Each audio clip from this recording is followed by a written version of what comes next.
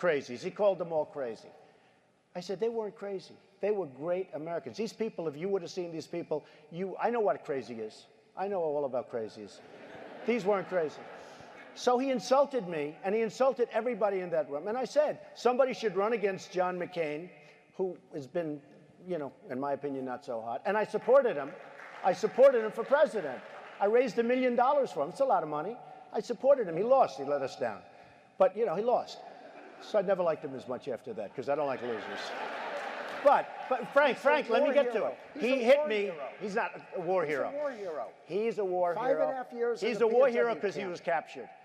I like people that weren't captured, okay? I hate to tell you. Do you agree with that? He's a war hero because he was captured, okay? You can have, and I believe perhaps he's a war hero, but July 2015, that's Donald J. Trump at a Christian conference on stage when he had the audacity to be asked about John McCain criticizing him. And that's how he responded. The whole bit's about 2.5 minutes long, where he goes on and on. But the whole thing comes down to one thing and one thing only, that John McCain had the audacity to criticize Donald Trump. And what did Trump say? Trump said he's a war hero because he was captured. And I like people who weren't captured. Now, look. Everybody who tries to spin that moment, they try to say, hey, look, he really wasn't attacking POWs, Fred. He was just attacking John McCain. And, John McCain, blah, blah, blah, blah, blah. You see that from the MAGA types. No, his words are exactly what he said. I like people who weren't captured. Because Donald Trump's never served. Donald Trump's never served anybody but himself. Now, look, we've seen that video before here on the show, and we've been talking for the last couple of weeks. As you can see, I am on the road still in a hotel room. This time I'm coming for you from Pittsburgh, Pennsylvania. I'm still on tour with the VoteVets, Not a Sucker or a Loser bus tour. And so we're going to kind of do a combined episode, a meeting of minds. We're going to have On Democracy, MeidasTouch, and VoteVets all in one place. It's exciting. I'll be pitching a little to VoteVets, pitching our friends at MeidasTouch, pitching the On Democracy.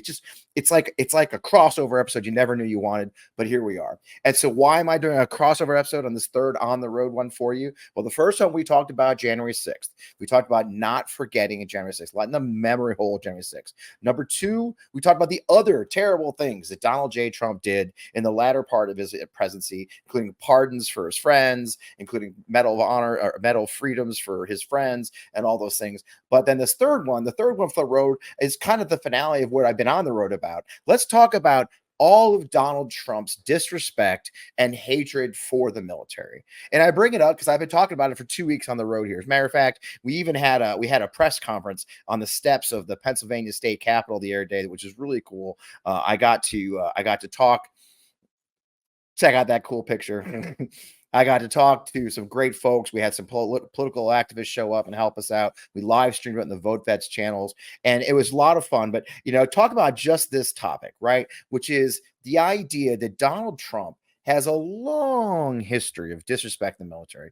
And what's gotten twisted in the last 9 years is, since that moment, especially from July of 2015, is this idea that he actually loves the troops. Oh, he loves the troops. He supports. He always talks about the troops, how much he loves the troops. The troops love him. And he's played on the fact that, let's be honest, the military is a very conservative bent. We always have been. It's a family business. It's being more so.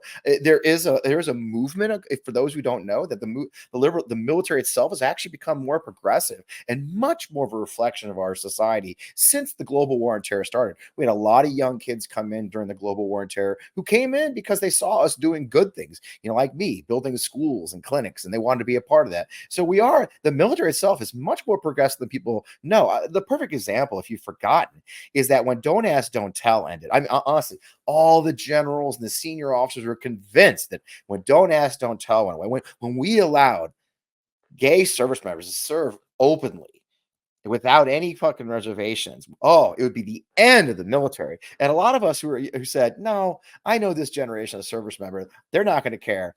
And we were right.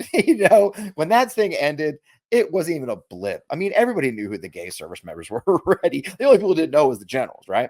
And so that's what I say a lot is the military itself has become much more progressive. Now, veterans world, not as much. We're still pretty split.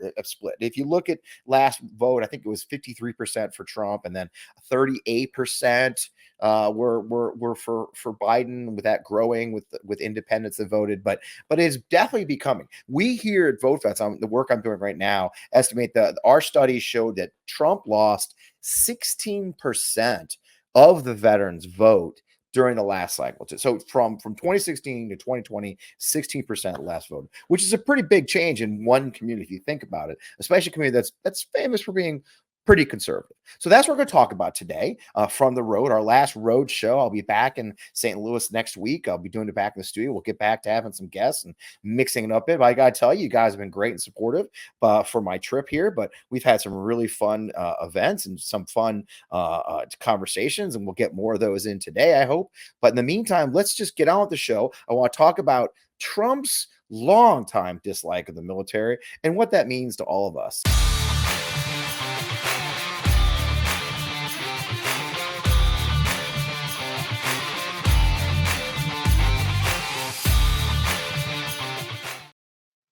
Oh, yeah. Okay. You caught me dancing. I'm in a hotel room alone, so I get to dance to music.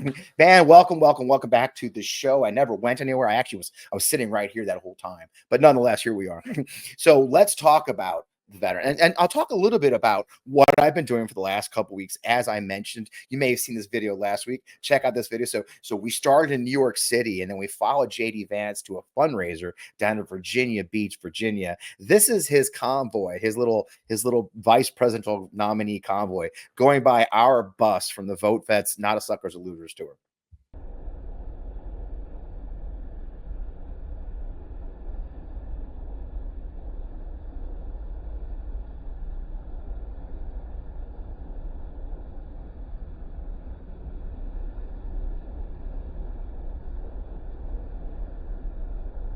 Slow motion, baby. My partner in crime, Mike Levine, is the master of the slow motion video.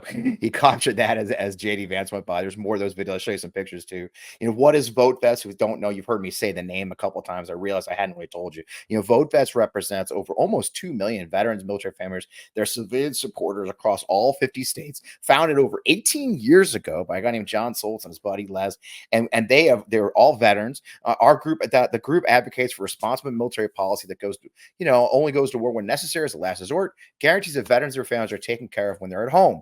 VoteVets endorses veterans, military family members, national security professionals at all levels. I mean, I think we have over 400 candidates they've endorsed below the congressional level this cycle, at state, local, and level. So they're really reaching out at this point, and they really want to be the voice of those who serve as sacrifice have a voice on impact, on policy, and other things.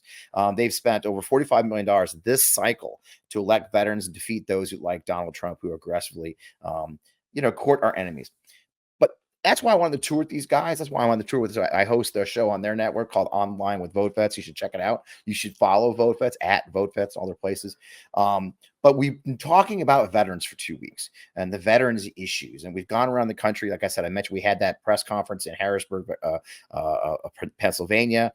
But let's talk a little bit about, Donald Trump and his longtime disdain for veterans. Yeah, and look, this goes all the way back, guys. If you know the history, and some of you may know this already, and hopefully you'll find some things you've never heard before. But either way, I want to remind you and I want to arm you. We stopped in Scranton, Pennsylvania the other day, and we stopped to take some pictures of the bus on the side of the road, and had a chance to talk to a nice lady on the side of the road. And she goes, I don't like Trump, but I don't like Harris and Biden either. And I had an opportunity to say, well, look, here's my perspective as a veteran of the two presidencies and vice presidencies, the two administrations, if you will, and the differences. And I said, look, Donald Trump's never really respected us in any way. And it goes all the way back to him skipping Vietnam. Now, this is a young man who played collegiate tennis in college, and got college deferments for the draft because of that. But when he graduated and he couldn't have those deferments anymore, he got a doctor to say he had bone spurs. Now, how do you play varsity tennis for 4 years and then develop bone spurs that give you an F rating, keep you from going to the military? And he skipped the military. He skipped Vietnam, making other men go in his place. And, but the thing is, what makes it really disgusting and really, really disgusting, this is he joked about not going to Vietnam for years. Here he is on the Howard Stern show back in the 90s, or I think it was the 80s, joking about how, well, Just watch. This is Donald Trump's perspective on his Vietnam. Dating, right? And when you got to say to a woman, hey, listen, you got to go to my personal doctor and I'm going to have you checked out. Is that a tough thing to say to a woman, or you just got the balls to say it? You know, I'll tell you, it's amazing. I can't even believe it. I've been so lucky. Right. In terms of that whole world. You've never gotten a social disease. It is a dangerous world out there. It is. Scary. It's like Vietnam, sort of like, the Vietnam era. It is your personal Vietnam, isn't it? It is my personal It is. You've said that many times. Like a great and very brave soldier.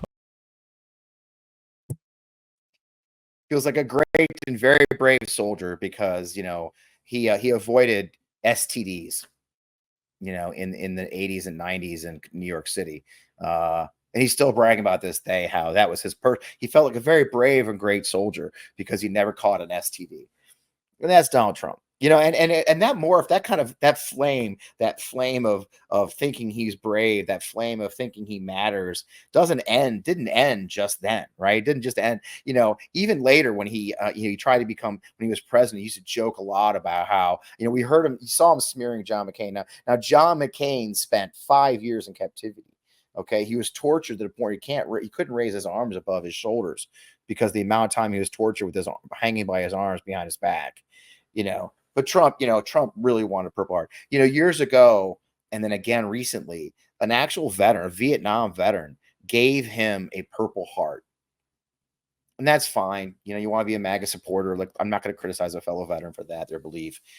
But one of our most sacred medals, and this is what Donald Trump said about getting that sacred medal, that all-important medal that so few of us get, that is held in high regard. There's an entire Medal of Honor, or Medal of Purple Heart Society dedicated to the Purple Heart, the military or the Purple Heart's called. And this is Donald Trump about getting his own Purple Heart from a veteran. And he said, that's my real Purple Heart. I have such confidence in you. And I said, man, that's like big stuff. I always wanted to get the Purple Heart. This was much easier. Yeah, it was much easier because he never served a day. And he got another one the other day for a veteran in Fayetteville, North Carolina, while we were outside stalking the event. Matter of fact, I have video. This is us outside with our bus outside of the Trump. This is kind of fun. Again, slow motion again, passing the Trump rally in Fayetteville, North Carolina, which was billed as a veterans town hall and hosted by none other than Anna Paulina Luna, who was sort of thrown out of the Air Force. And by the way, while just after hurricane hit her district in Florida, and before a second hurricane was hitting her district, Anna Paulina Luna had time to fly to Fayetteville, North Carolina, to host a town hall with Trump. But anyway, this is us outside that very same town hall where he got his second Purple Heart.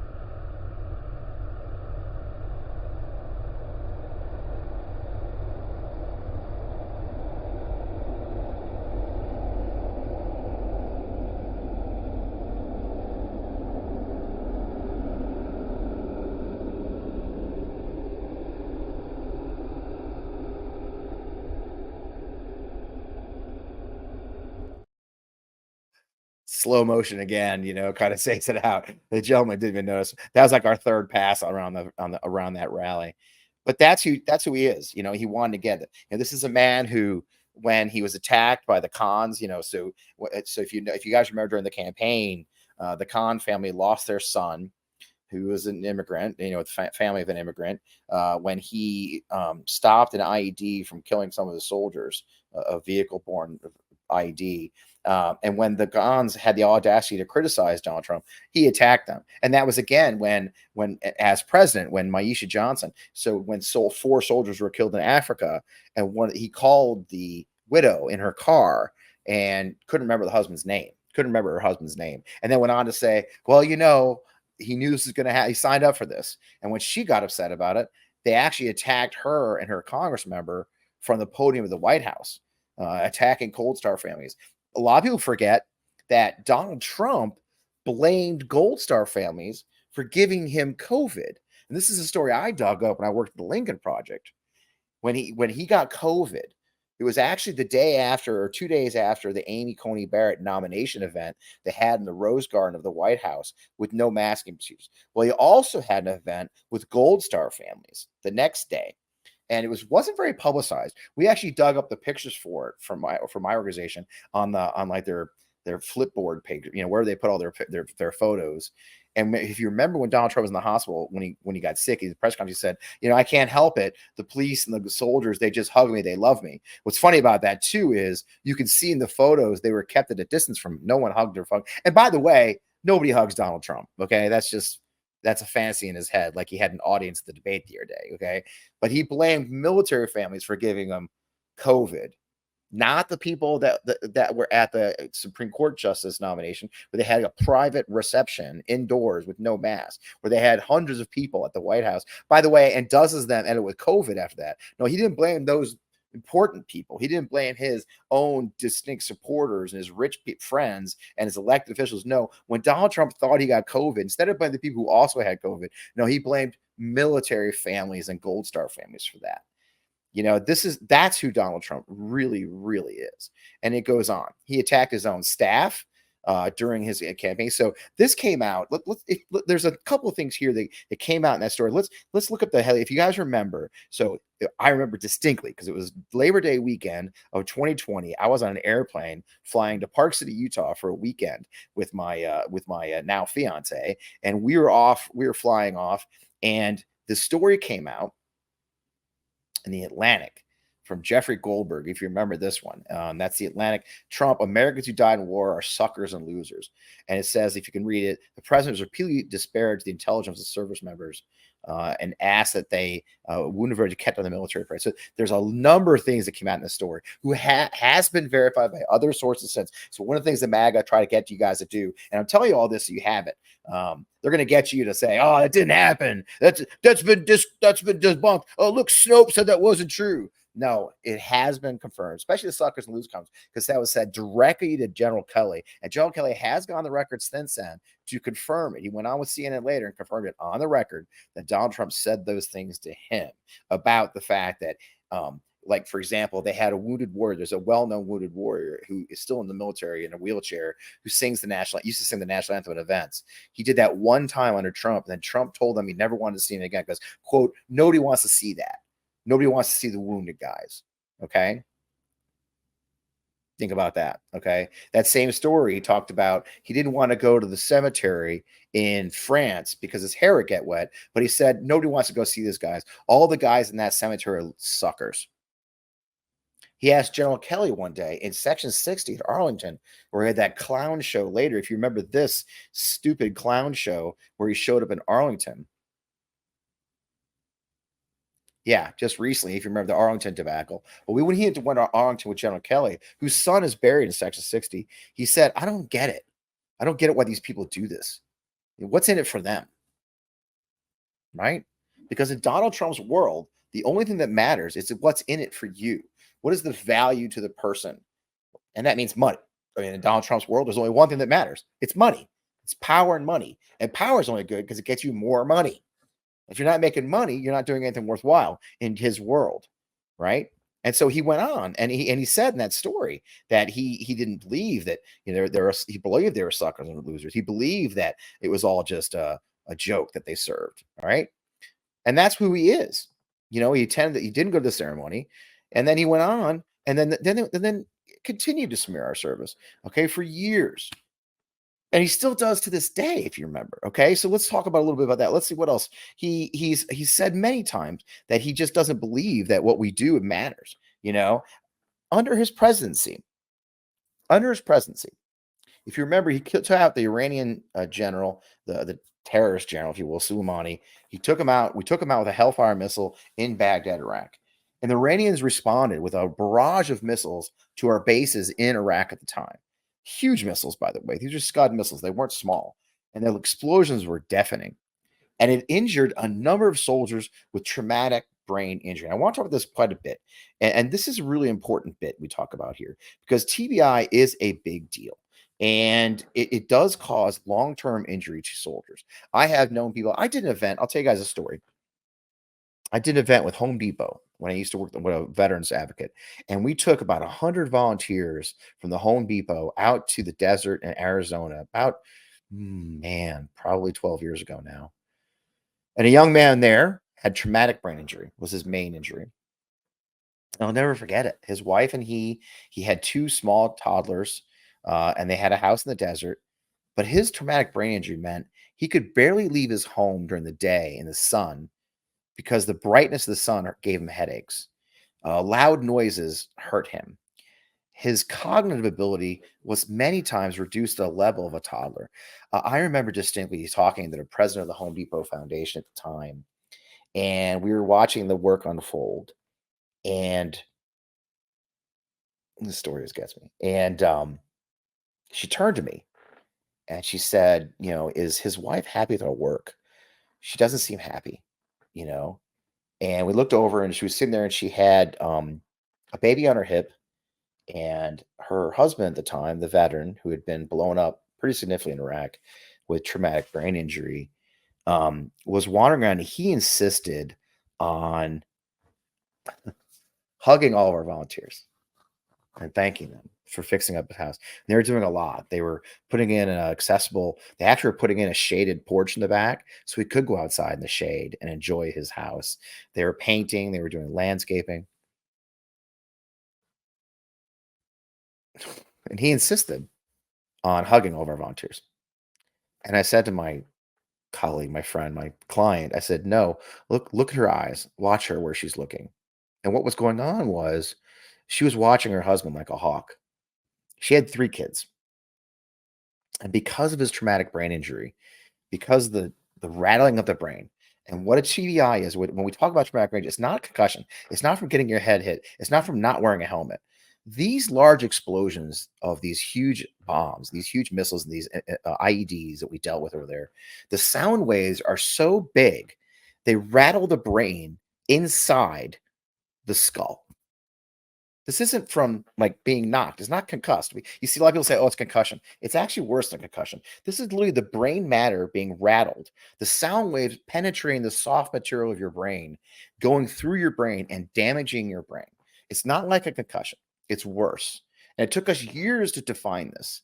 It's a very, very serious injury. And it took us years to recognize it as an injury that deserved a Purple Heart. So watch that. Now you've heard the story of those, and this is the signature wound of our war. It wasn't people, if you ever thought it was people getting their limbs blown off, and that's true. But for many, many people, we agree that traumatic brain injury, TBI, is the signature wound of the Iraq and Afghanistan wars, especially Iraq, from all the bombs that were going off all the time, from my own organization when we got mortared. I remember being the rockets pounding their way towards my bunker and then going past my bunker, just holding your breath that they would go past you and they missed you. And the explosions and rattling, knocking everything off the walls and rattling you. I experienced that a number of times. This at the time Donald Trump dismissed it, and to this day he dismisses it. Back to our topic of Donald Trump. This is what happened just recently when Trump was asked about these injuries under his command as the commander-in-chief.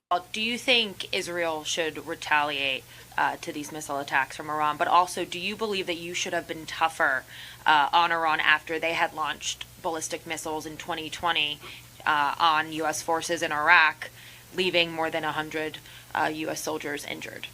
So, first of all, injured. What does injured mean? Injured means you mean because they had a headache, because the bombs never hit the fort.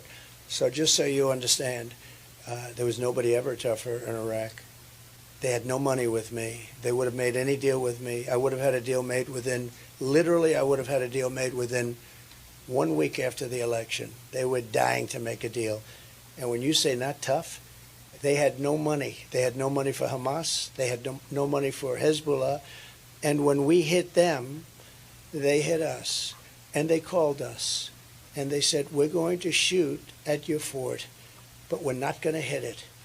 And if you were a truthful reporter, which you're not, you would tell the following: none of those very accurate missiles hit our fort. They all hit outside. And there was nobody hurt other than the sound. It was loud. And some people said that hurt, and I accept that. If you're like me, you understand the pain of finding out what to wear each day. I mean, most clothes I have are uncomfortable, never actually the size I really am, and not to mention how much time is wasted trying to find a good outfit. And when you do have a good fit, you can only wear it for a few hours. We have to change for an important meeting or dinner, find a new outfit. Now, everyone wants to dress well at all times because, simply put, it's a confidence booster, even for men like me. Men's closets were due for a radical overhaul and reinvention, and Rhone stepped up to the challenge. Rhone's commuter collection is the most comfortable, breathable, and flexible set of products known to man, and here's why. Rowan helps you get ready for any occasion with the commuter collection, which offers the world's most comfortable pants, dress shirts, quarter zips, and polos. You've never have to worry about what to wear when you have the Rowan commuter collection. With Gold Fusion anti-odor technology, you'll be smelling fresh and clean all day long. And on top of that, Rowan is 100% machine washable, so you can just ditch it all in the dry cleaner or ditch the dry cleaner completely, put it all in your own washing machine yourself. You know, I'm obsessed with the Rowan commuter collection. We're on the move a lot, whether it's I'm catching a flight or I'm going to a meeting or whatever. The Rowan commuter collection has never let me down so far. The commuter collection get you through any workday and straight into whatever comes next. So here's what I want you to do. I want you to head to rowan.com/Fred. Use promo code Fred to save 20% off your entire order. That's 20% off your entire order when you head to RHONE.com/Fred and use code Fred. It's time for you to find your corner office of comfort. Check out our sponsor, Rowan. I hope you'll buy some outfits today. Okay, first of all, it's not a fucking fort, okay? Donald Trump, commander-in-chief for 4 years, still doesn't understand we don't live on fucking forts. This isn't F Troop, okay? It was a forward operating base, a FOB, okay? FOB, not fort. My God, my grandmother got that, okay? It's not a fucking fort. Second, those bombs very much landed on the FOBs. They cratered the runways. They destroyed a number of hangars and buildings. And the service members were hiding in bunkers. Yeah, they were warned. They knew the missiles were coming because our shit works. We knew they were coming. And they weren't just fucking headaches. And I get so angry watching that clip. This guy wanted to be commander-in-chief. This guy wants to be commander-in-chief again. He still can't even get the most basic military terminology right. And he dismisses the injuries that were caused by his actions. 65 service members died under Donald Trump's leadership as commander-in-chief. 65. Okay? They love going on and on about the 13 in Afghanistan under President Biden. Biden hasn't even had a half the service member die under his command that Trump did in 4 years. And let's talk about that. Let's talk about the famous picture of Biden looking at his watch, where he wasn't. He was looking at the rosary. Bo's rosary on his wrist was what he was looking at. But let's talk about Trump going to visit Dover, because Trump also lost service members. So let's talk about the very first act that Donald Trump had as commander-in-chief. So just days after taking over the White House, Trump was presented a plan by the special operations by DOD to approve a raid into Yemen to take out a terrorist leader. I won't go into the details, but the idea was to fly our CV-22s, the Ospreys in there with SEALs, grab this guy, take him out, either kidnap him, kill him, get out. President Obama turned the raid down because it was high risk. Yemen was still, this is before the really civil war broken out. There was a lot of risk in the mission. He didn't want to cause any, there was just issues. When Trump came into office, as soon as he heard Obama turned it down, he goes, yeah, let's do it. Yeah, I'm tough guy. So he sends the raid in. Sure enough, it goes awry, as sometimes these raids do. And a CV-22 was lost. And a Navy SEAL was lost. Okay? I believe Ryan Neal was his name. He was lost. Okay? 9 children were killed, including one who was technically an American citizen. Okay? This raid went horribly awry. When that SEAL's body was returned to Dover, Trump was going to play president. He was going to go. So Trump goes to Dover. And what happens? Well, the dad of that SEAL chews his ass. Like, gave it to him about approving the raid and blaming him for getting his son killed. Okay. Trump skipped Dover for 2 years. He sent Pence instead for 2 years. It's all documented. MAGA's going to lie to you, say it's not true. It's true. Donald Trump had 65 servicemen get killed. He talks about they smear Biden for going to Dover that one time. Trump skipped it for 2 years because he got yelled at. And I know for a fact, I witnessed it. At Fort Campbell, Kentucky in 2004, when George Bush was the president. And I escorted him for the day at Fort Campbell, Kentucky, after we returned to Fort Campbell, Kentucky, after our first tour in Iraq.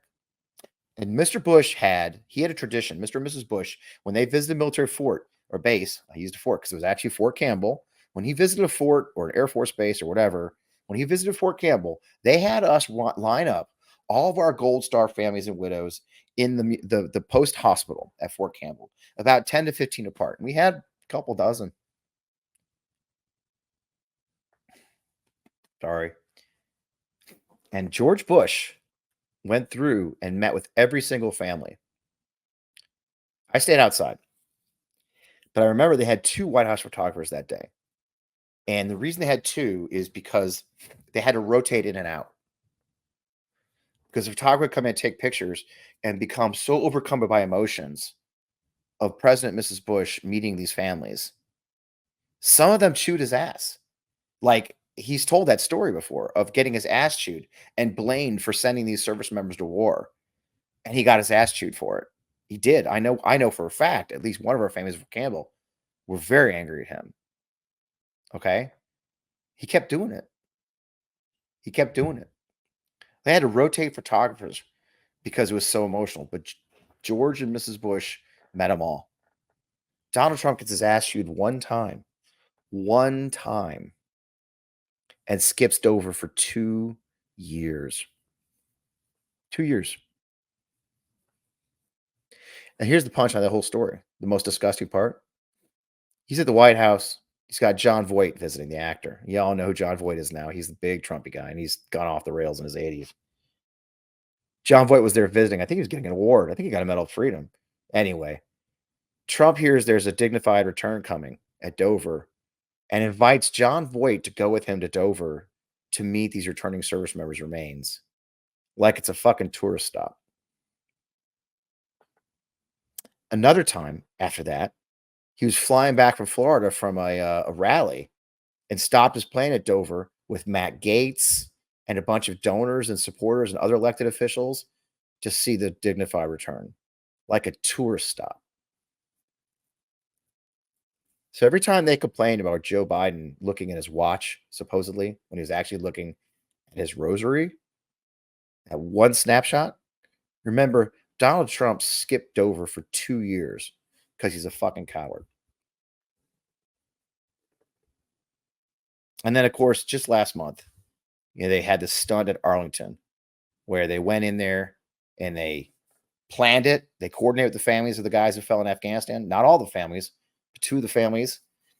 They went to Arlington to have a private wreath-laying memorial, which is legal. There's 3,000 of those a year. 3,000 private wreath layings at Arlington a year. Not all of them are official. President, the first lady, and the vice president go to the ones that are official. Memorial Day, Veterans Day. She's been there in the rain. I've shown you that picture before. He goes with these families, and the rule was simple. You cannot conduct campaign activity on Arlington National Cemetery, period. Yes, you've seen pictures of Biden. You've seen pictures of Obama. You've seen pictures of Bush at Arlington. That's because those were official events, official photos. They can use those official photos later in ads, all they want. Matter of fact, Donald Trump could right now do an ad with his photos of him laying a wreath at Arlington for Veterans Day, being there for Memorial Day. Those are legal, but you can't actually go there to run a commercial for an ad. I'm not going to show you the one they did because the next day, sure enough, they added this inspiring music video on TikTok, a campaign ad that they filmed at Arlington. And of course, as I showed you already, this damn picture, standing over a grave with this stupid thumbs up, the grave, trampling on the graves of other service members who didn't want to be a part of this, whose family wanted no part of Donald Trump's stunt. But they didn't care. They took their pictures. That's what Donald Trump thinks of us, okay? That's what he thinks of those of us who have served. So when you hear people saying, oh, he loves the troops, he wants to support them, that lies. The truth is, his plans for this next administration are even more dastardly than last time. Starting, we told you about Schedule F in our last video last week. He already put Schedule F in place. The idea of kicking out thousands and thousands of professional government employees just because of their political affiliation, or it's a job they want to place a MAGA affiliate or a acolyte into position. Thousands of veterans will lose their jobs because thousands of veterans are government employees, thanks to a very generous system that allows the civil service system that allows veterans to have extra points to get those jobs. At the VA, you're talking doctors, you're talking the mental health professionals we've desperately wanted. Hey, look, let's be honest. A lot of social workers are kind of liberal. How many of the social workers can get fired because they donated to a Democratic candidate at some point? Social workers we desperately need to take care of my brothers and sisters right now. That's the threat of Donald Trump in real time. If he goes back into the White House, I forgot. Oh, shit. I forgot one. I forgot where he compared the Medal of Honor to the Medal of Freedom. Okay. it's always something with him where he's looking for something to say, something awful to compare things to. And, we all see it all the time. And he's done it over and over. And do we really want to put him back in office and allow him to do that yet again? Because that's what we're facing if he does. And I want no part of it. Okay. And you should either. He has no regard for Americans. He has no regard for our service, and he's going to make it worse. And look, I showed you the pictures I think I did actually show you last week that he gave the Medal of Freedom to, of all people. Yeah, here we go. I had it in the file here. Okay. He gave the Medal of Freedom to Jim Jordan after he tried to overelect the election. He gave the Medal of Freedom to Devin Nunes after he tried to overturn the election, who was going to, already at that point, was going to be the head of Truth Social, right? He gave that medal, he gave that important medal to them. And then I did find the clip. Look, I'm actually know what I'm doing, you guys. I'm doing the solo. I hope you understand that. I don't have Matt, so I'm on my own. Here's a video. This is the last one I'm going to show you. And then this is him talking about the Medal of Freedom. You may have seen this. I have to say, Miriam, I watched Sheldon sitting so proud in the White House when we gave Miriam the Presidential Medal of Freedom. That's the highest award you can get as a civilian. It's the equivalent of the Congressional Medal of Honor, but civilian version. It's actually much better because everyone gets the Congressional Medal of Honor. That's soldiers. They're either in very bad shape because they've been hit so many times by bullets, or they're dead. She gets it, and she's a healthy, beautiful woman. And they're rated equal. They're not rated equal, okay? They're both very important in their own way. But the Medal of Freedom goes to civilians of note, musicians, artists, actors, sometimes political leaders. Joe Biden got the highest award for it from President Obama at the end of his vice president term, because at that point he'd served public service for 46 years of his life, okay? But this guy gave it to his friends and a donor. That woman he gave it to, Adelson, she's just a donor. She's a big-time donor. And this son of a bitch compares to the Medal of Honor because, you get the Medal of Honor, you've been blown up or killed. Yeah, no shit. We were in Scranton the other day. I don't know if I took pictures of it. I'm not going to try and dig it up. But they had a beautiful Veterans Memorial. And they had the plaque for 4 Lackawanna County veterans who had received the Medal of Honor in World War II. 4 in one county. It's incredible. And they're honored in the town square. Good luck finding an honor in the town square for the Medal of Freedom for Devin freaking Nunes. But that's Trump, and that's who he is. So I wanted to give you guys that. I wanted you to understand. So we're out here on the road. We were just in Philly, in front of Constitution Hall there. We're getting around. We're wrapping the tour up this week for VoteVets. I'd love you to go follow them at VoteVets. I'll probably doing another show later today with my colleague Mike Levine for VoteVets on their channels. If you're probably gonna be too late for this, you won't see it. But we were going to be doing more shows when I get back to St. Louis. I'll be doing more videos of them, focused just on veterans issues, national security issues, people, the candidates are making a difference in our country for that community. It'll be very different than On Democracy. So I'd love you to follow us at VoteVets as well as, of course, here on Democracy. Follow me on Twitter and everywhere else.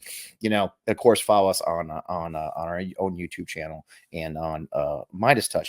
But I just wanted to talk to you guys. This is our final. I guess we did a was a trilogy of videos of me talking at the camera, talking about the things. So let's go back again. Don't let the memory hold January 6th. January 6th was terrible. They want us to forget. We just had the stuff come out from Jack Smith. January 6th is his last major act as president. When people ask you, why do you like Trump? Well, he tried to overthrow our government on January 6th. And there's no doubt about that. When they ask you why I don't like Trump, all the things he did outside of January 6th, those last couple of months, as I mentioned, the Medal of Freedoms, but the pardons for Roger Stone and Mike Flynn, the putting in the nut jobs and cranks into office, the Schedule F trying to fire federal employees who are just doing their jobs, professionals, all the crazy things. And of course, he skipped the inauguration. Okay, first time in 150 years, the president of the United States skipped the inauguration of his successor. That's Donald Trump. His last act of president was one more act of pettiness. And then the third act of the trilogy is what it's about, his hatred for the military, his hatred for veterans, with plenty of documentation showing who he is and what he does and how he thinks about us. So I hope for this trilogy of me talking to the camera while I'm on the road helps you better explain to people the difference. And the final thing I'll say, I'll finish that story I started about the lady in Scranton. And she asked me, she said, Fred, I don't get, why do you, whatever, know my name. She said, why do you support Harris? I said, as a veteran, Donald Trump has a long history of disrespecting our service, a long history of denigrating our service. Humping the flag and saying he loves us is one thing, but his actions say much more. Privatizing our healthcare. Project 2025 will privatize our healthcare more. They'll shorten the amount of time that doctors are allowed to see our veterans. They're going to try and cut our benefits. They're trying to make it so that only service-connected injuries like my bad back will be treated by the VA. But if I get cancer, it's going to have to be from outside the VA. So I'll need health insurance plus my VA disability. All those things are in Project 2025. But here's the final thing. The Biden-Harris administration, and now the Harris-Walz administration will take care of veterans. Aside from the fact that Tim Walz is a veteran himself of honorable service of 24 years in the National Guard, aside from the fact that Tim Walz served in the House Veterans Affairs Committee as the ranking member for years and helped engineer the modern GI Bill and a number of other things, has been called one of the biggest advocates for veterans in Congress at the time, at a very difficult time. Besides from that, you have what the Biden-Harris administration did with passing the PACT Act and fielding it, where 1 million veterans were added to the benefits rolls in just 2 years with very few glitches. People said, first of all, they'd never get the PACT Act passed. They got it passed finally, even after Republicans rejected it. And 146 Republicans voted against it. Excuse me. Even after all that, they passed it. But the real trick was getting implemented. Because people thought, well, it's so big. But they did it. 1 million veterans got benefits. I'm one of them has benefits upgraded thanks to the PACT Act, thanks to the improvements the Biden administration made in the VA. So you can just apply on their website now. You don't have dozens and dozens of piles of paperwork. It's a simple web form now. Those are improvements that have happened for the veterans community under Biden. And the final thing, I don't know if you guys know this, but the one thing that I don't have at the DOD anymore, the DOD does not currently have a guy whose job was to monitor the president's Twitter feed. It's a real thing that happened, you guys. Under Donald Trump, the Department of Defense had an officer and a group that dedicated to monitoring Donald Trump's tweets in case he issued orders to the military via tweet. That's how he issued the transgender ban. When he decided that transgender service members couldn't serve anymore, he issued that by tweet. He fired Secretary Esper, the Secretary of Defense, by tweet. So the DOD had to actually have a person monitoring Twitter. Not orders coming through the system, not even an effing email, tweets. Something the Biden administration doesn't have. So with that, I'll let you go. Great. I hope you enjoyed the conversation. I hope you'll keep following us. You see down here, join our YouTube channel. I'll give you one more plug for my friends at VoteVets, who are great. They pay me to go on this trip. It's been a really cool experience hanging out with them and learning more what the organization does for our veterans and the large number of people who support them around the country. As I mentioned, we're in Pittsburgh right now. We're hanging outside where President Obama spoke last night. We've been all over the state. So follow it at VoteVets. You'll see some live shows there that we do. In the meantime, keep on doing what you do. Stay in the fight. This is 25 days, 26 days to the election. We are in it, folks. Find a campaign to rally. We don't believe the red wave bullshit. Don't believe that there's all these polls coming out. Don't believe them, folks. All the fundamentals say that we're on track. But the key is keeping your motivation, getting out there and volunteering, donating what you can, putting up your signs, wearing your t-shirts. Get in the fight for this last 20 days, and we will win this election and put Donald Trump in our rearview mirrors forever. So I shudder to think what else could happen. With that, thanks for joining us here on Democracy. We will see you again next week. I look forward to it as always. And in the meantime, good luck. Stay in the fight.